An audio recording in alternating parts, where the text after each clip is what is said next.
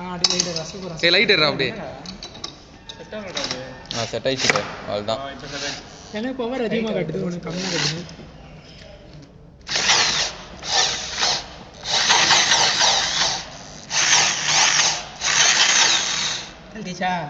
கழட்டிச்சா மாட்டிட்டு ஃபுல்லாக வரணும்.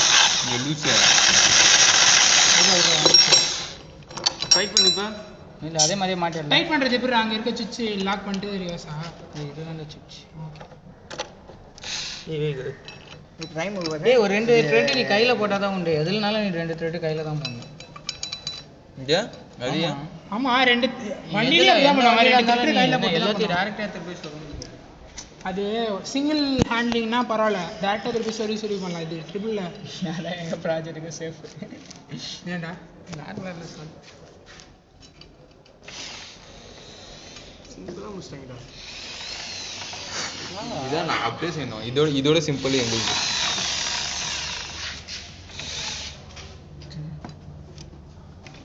ஆனால் ஆந்தாசா உன் மிஷின் எதுரா? இதில் ஊதிடணும். ஓ பெருக்காமல் இருக்காதுவா? தகைச்சா இருடா ஆயிடுச்சுடா போகிறா.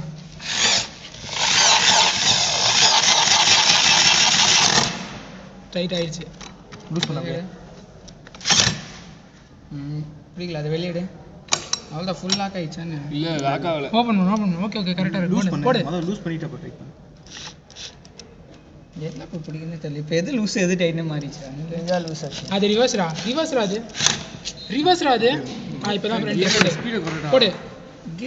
ஸ்பீடை குறைச்சிடுறா. போடு வெளில வருது. இல்லை இது என்ன எப்படி லூஸ் பண்ணு. அவுக்குறதுடா போடுறா. லூஸ் பண்ணுமா டைட் பண்ணு. லூஸ் தாண்டா பண்ண சொல்றேன். போடு. ஓகேவா? வருது பண்ணு. லூஸ் பண்ணு. இன்னும் லூஸ் பண்ணு. டைட் பண்ணுறா போதும்டா. ஆனால் இப்படி தான் கொடுக்கணுமே. ரொம்ப ஃபுல் லோடு கொடுத்தோன்னா போல்ட் டைட் பண்ணுறா. டைட் பண்ணு.